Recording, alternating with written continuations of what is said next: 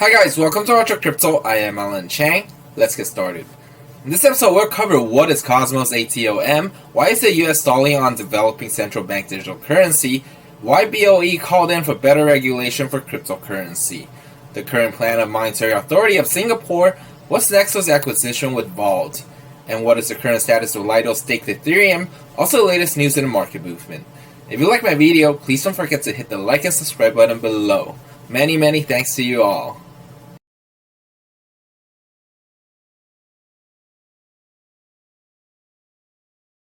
The US has been stalling on developing a central bank digital currency. The policymakers at the Federal Reserve are discussing about the technology, but not revealing whether they've made any progress on the matter. There was a conference on the international role of the dollar. Economic advisors are discussing about digital asset with the Fed bigwigs. They talked about digital asset and whether CBDC could be benefit to the US. According to the Fed statement, the panelists generally agreed that the technology by itself would not lead to drastic change in the global currency ecosystem. Bank of America said in January that a digital dollar could help preserve its status as a world reserve currency, but panelists at today's conference saw no reason to push ahead despite potential benefits.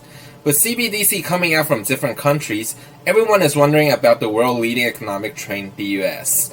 But the current situation won't allow the government to do much since there will only be two outcomes, which are either overstepping crypto investors' boundary or it doesn't make any major differences. The Bank of England called for better regulation of cryptocurrencies.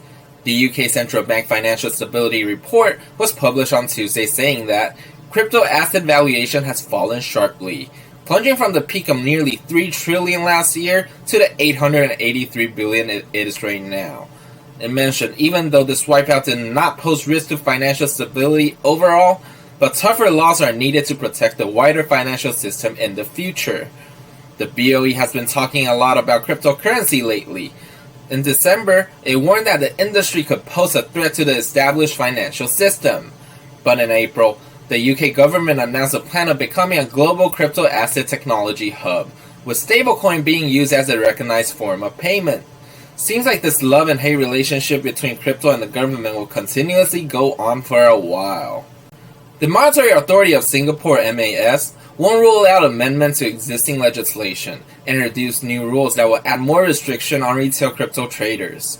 In a written response to a question raised by one of the city's state MPs, MAS Chairman Harman says that Singapore Central Bank has been carefully considering the introduction of additional customer protection safeguard, and these might include placing limits on retail participations and rules on the usage of leverage when the transaction in cryptocurrencies. He thinks there's a need for regulatory coordination and cooperation globally. After seeing all these companies, Celsius, Rebate, Vauld, and etc. going through this tragedy, it's kind of hard for governments to stay out. Nexo announced it signed an indicative term sheet with the troubled Singapore-based crypto lender Vault. Under the agreement, Nexo has a 60-day exploratory period that will see the company conduct a due diligence process related to the intended acquisition. According to Nexo's managing partner Anthony Trenchev, they are currently verifying whether a Nexo-led overhaul can see the firm thrive again, and whether it can be profitable within their business model and culture. The best situation is Nexo successfully buy up to 100% of the firm, then reorganize its future operation to deepen its presence in Asia. The CEO of Vauld, Darzan Bathija, mentioned that the operating under Nexo umbrella puts them instantly in a position of threatening to continue execution of their fiduciary obligation to their customers and execute their ambitious roadmaps at the same time. Hopefully this will be a lifesaver for Vault. I'm really looking forward to seeing something revive during this tough market situation. Lido's native token LDO has skyrocketed by more than 24%. At the same time, Lido's staked Ethereum token appears to drown in value with Ethereum. They both rose a bit over 5% overnight, with STETH trading at 1,091 and Ethereum at 1,127. However, it still represents a discrepancy of roughly 3% for Lido's staked token. This might seem a lot, but according to the data provided by Nansen, at the height of its DPEG last month, STETH fell 6% short of the mark. Lido's surging LDO tokens for the protocol governance. This enables holders to help manage fees and token distribution, approve and remove Lido node operator, and vote on the governance proposal in the Lido DAO. Lido is ranked Ethereum's #4 largest DeFi protocol with a TVL of 4.79 billion. Hopefully everything will go on smoothly as expected. Currently, stable is the best. Now, let's talk about what is Cosmos ATOM. Cosmos is an ecosystem of blockchain that can scale and interoperate with each other. Before Cosmos, blockchains were siloed and unable to communicate with each other. They were hard to build and only could handle a small number of transactions per second. Cosmos solved these problems with a new technology vision. It's ranked number 20 based on the popularity on Coinbase with a 78.9 billion market cap. Rather than prioritizing its own network, its goal is to foster an ecosystem of network that can share data and tokens programmatically, with no central party facilitating the activity. Each new independent blockchain created within Cosmos is called a zone. It's then tethered to the Cosmos Hub, which maintains a record of the state of each zone and vice versa. The Cosmos Hub is a proof-of-stake blockchain that is powered by its native token ATOM. So you must be wondering, how does Cosmos work? The Cosmos network consists of 3 layers, which are application, networking, and consensus. For application, it processes transactions and updates the state of the network. Networking allows communication between transactions and blockchains. And consensus helps node agrees on the current state of the system. In order to tie all the layers together and allow developers to build blockchain applications at the same time, Cosmos relies on set up open source tools including Tendermint, Tendermint BFT, Cosmos Hub and Zone, Inter-Blockchain Communication Protocol, and Cosmos SDK.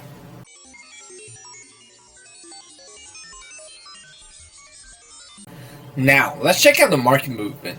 This is a daily candlestick chart of Cosmos ATOM. As we can see, Cosmos rallied close to 17% from 4th of July, but is facing a pressure zone on top which is hard to break. So there's a really high probability of it falling back to the trend line. If it breaks the uptrend line, a significant drop might start. So that will be a good timing that we can actually start buying some. As a price forecast, the Cosmos has a potential of breaking $20 by the end of this year, which is currently trading around $9. For a long term, Cosmos might break over $200 by the end of the year 2030. So we can set up a small portion of capital that won't hurt and hodl. This is a daily candlestick chart of Bitcoin. As we can see, Bitcoin closed as a doji candlestick yesterday after the spike up from the day before, which is a signal that it's gonna turn reversal. Also, it got pushed back all the way from the pressure zone, so the selling pressure is making it hard to break. We can tell there's a really high probability another drop might be coming soon. And according to an hourly candlestick chart of Bitcoin, the whole pattern is facing pressure currently at the same time. The pattern formed as an aim-shaped top, which is a short indicator if it breaks the support zone. If you're holding any long positions, stop loss right away after it breaks, because the drop might be quick and rapid. Overall, with the governments of different countries attempting to set up stronger regulations, we can tell the current market is still full of risk factors. Even though there is positive news coming out and companies might be able to climb out of this dilemma, but most plans are just still progressing or on discussion phase. So there are still a lot of variables. Keep in mind that the market will always strike you when you're careless. Thank you for watching MorrisBrownCrypto. If you like my video, please don't forget to hit the like and subscribe button below. I am Alan Chang. I'll see you next time.